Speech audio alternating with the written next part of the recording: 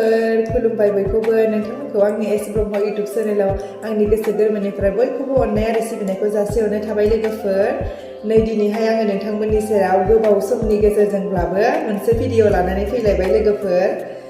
दिनैनि भिडिअआनो जाहैबाय दाखालिहाय जोङो चिराङाव हाबा जाहैदोंमोन आरो बेंटल अन्थाइबारि होननायाव आंनि बिजावजालिनि असे बिमानैमोननि न'खराव माने फिसालानि हाबा आरो जोंहानि बिजावजालिनि बिमानैनि फिसालानि हाबा। बेनिफ्राय जों बेहायनो थांदोंमोन। ओमफ्राय आंनि बिजावजालिया साननै सिगां थांनानै थाहैदोंमोन नालाय आं बेखौबो एसे भिडिअफोरखौ लानो थिनदों। बेनिफ्राय आंबो एसे लाहैबाय थांनानै बुहुदखौनो खेबनाय जायाखै। बेनिफ्राय आं बेखौनो नोंथांमोनजों शेयार खालामनो होनना दिनै होबाय लोगोफोर। बेनिफ्राय नोंथांमोना मोजां मोनदोंब्ला बयबो भिडिअखौ लाइक शेयार साबस्क्राइब खालामनानै होबानो जाबाय। दानिया आं भिडिअखौ स्टार्ट खालामनोसै लोगोफोर, नोंथांमोना नायलांदो।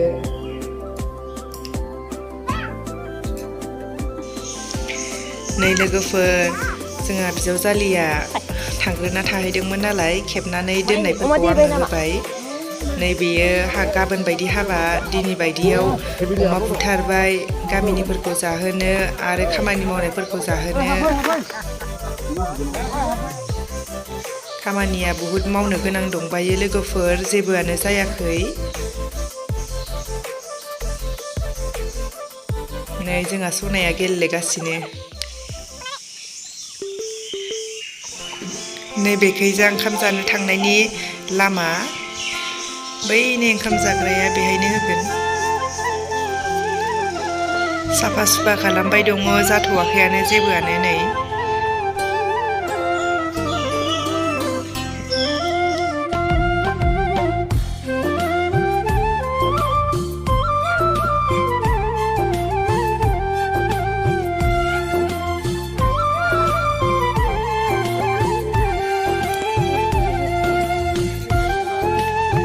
नै बिबारफोरा मोनफैजोब्बाय डेक'रेसननिया।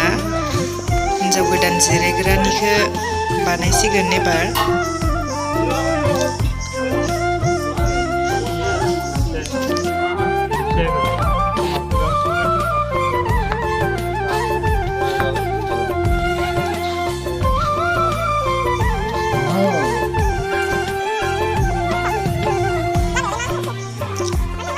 नै बेयो लामा गेजेर थांनाय, नै लामानि गेटआ बिबारजोंनो साजायजोबनाय लोगोफोर, ओरैबायदि समायना नुखादों। जायगाया जेखैजा थाङो एखैजानो गुवार नालाय जेरैबो ब्लां ब्लां मोजांथार जादों आरो माने हल हलथार जायगाया। मार साफा नुखादों साजायनायफोरखौ। नै हौवा गोदानजों हिन्जाव गोदानजों नै बिसोर सानैयानो।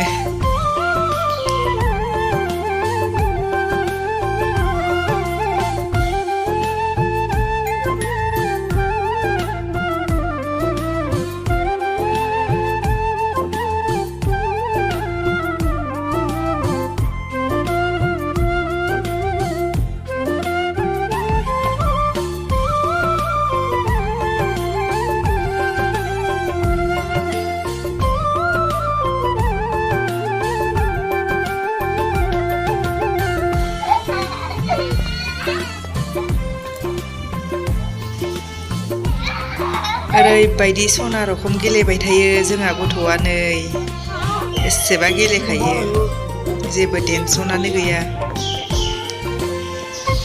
नै बियो गाबोन बायदि हाबा, दिनै बायदियाव जाहोनाय लोगोफोर। खामानि मावनायफोरखौ गामिनिफोरखौ गंसेल' मोनबोबाय आङो।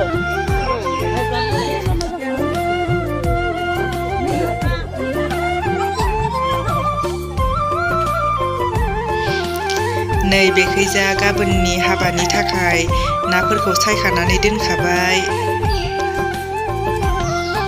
नायाबो गेदेर गेदेरथार मानाबा। अमा बेदरखौबो रुनानै दोनखाबाय।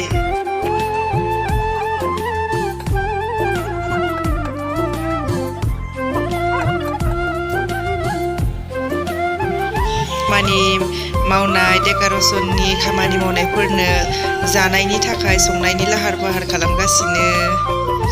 नै सियारफोराबो सफैजोब्बाय। बिजावजालिया लानानै दोनदों नालाय आङो देखायजोब्बाय लोगोफोर। नै जा समायना नुखाबाय। नैबेहाय फटकबो लानो हागोन। इनिफ्राय नै हौवा गोदान हिनजाव गोदान जिरायग्राया जा समायना नुखाबाय लोगोफोर। आरो दंबायो फारसेथिंजाय सियार बहायनो बुहुद साजायनो गोनां दंबायो नैबेफोरखै लोगोफोर। जायगाया ओरैबायदि गुवार जादों नालाय मोजां जादों। थांनानै जोबोद मोजां मोनदों।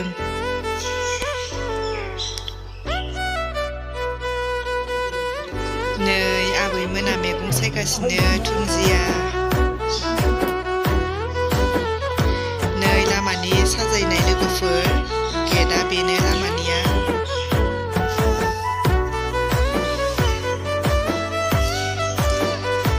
भिडिअखौ ससेल' नायनानै थानाङा दे लोगोफोर। अन्नानै बयबो नायजु।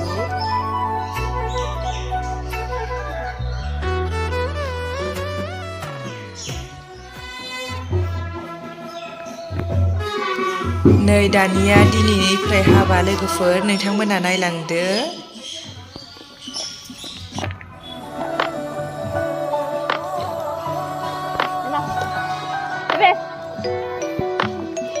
हाबा नायनो थांनि लोगोफोर गिर्जायाव। हाबा नुफेराखैना खृष्टानफोरनि।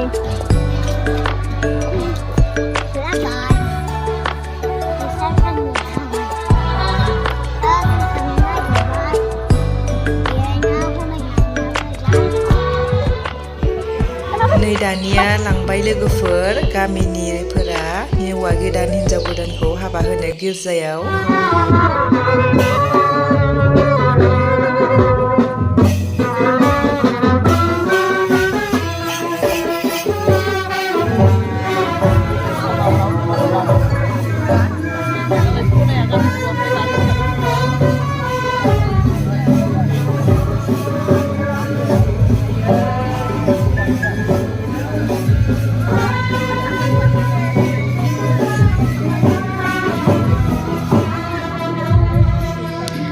हौवा गोदाननि खाथियाव थानायानो बिफा लोगोफोर हौवा गोदाननि।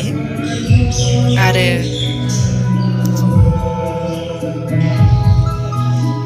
नैबे गोमो गाननायानो हौवा गोदाननि बिमा लोगोफोर। नैबे गोमो गाननाया नैबे इसोरानि राव फरायनाय खोनासंनाय साफ्रोमनि गोसोआव आशीर्बाद आरज खालामो। गोथार बोलोग्रा अनसुला जिहुआ आफानो हामनाय आफानो जिहुआ जिरि आफानाय गिदिर अननाय गिदिर रैखाथि हेफाजाबनि गेजेरजों नायबोनाय मोनसे सेभिं आरो रामा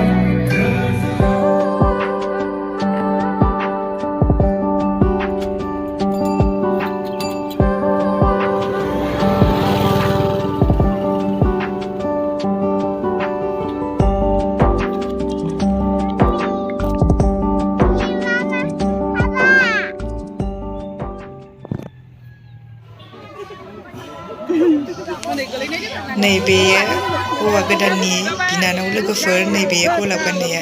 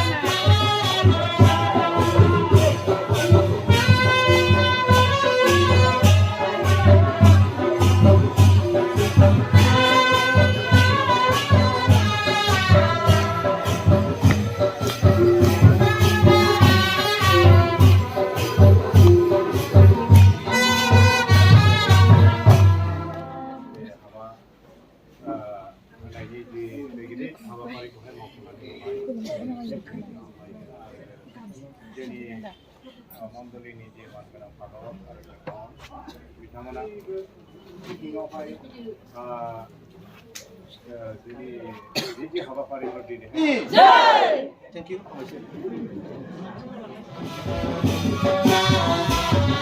लोगोफोर आङो साननि हाबाखालिनि जानाय लोंनायफोरखौ जेबोखौनो लानाय जायाखिसै मानो होनोबा गथ'फोराबो बिराद डिस्टार्ब बानायबाय थानायनि थाखाय आं लानो हायासै जानाय लोंनायफोरा ओरैबायदि मोजां होदों अमा दाउ बोरमा ना इनिफ्राय आरो दाउ एस्रा होबावदों इनिफ्राय फुलाव संनाय बायदि मैया होदों गोसोआवनो थालायलाङासै आङो बेफोरखौ इनिफ्राय आं लानोसो मोनासै इनिफ्राय ओरैबायदि गोथाव जादों संनाय खावनायफोराबो सब गोथाव जाजोबदों जा रंजाखादों नै न'निफ्राबो आरो नै हौवा गोदान हिनजाव गोदानखौबो एसे मोसाहोदों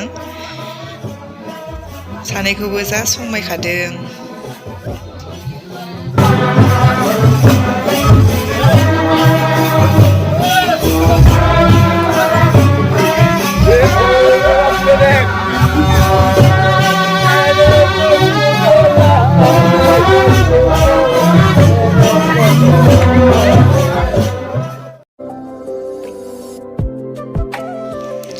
नैबेखैजा लोगोफोर सल' खननायफोरबो लाबोदों नालाय सल' खननायबो सोलिगासिनो बेनिफ्राय आङो कपिराइट फैयो नालाय सल' खननायफोराबो इनिफ्राय आं बेखौ होनाय जायाखिसै इनिफ्राय नै हौवा गोदानावबो खनदोंमोन सल'खौ हौवा गोदाननिखौबो लाजायाखिसै इनिफ्राय बयबो भिडिअखौ नायजोबनायनि थाखाय थेंक इउ स' माच लोगोफोर दिनैनि भिडिअआ बेखिनियानोमोन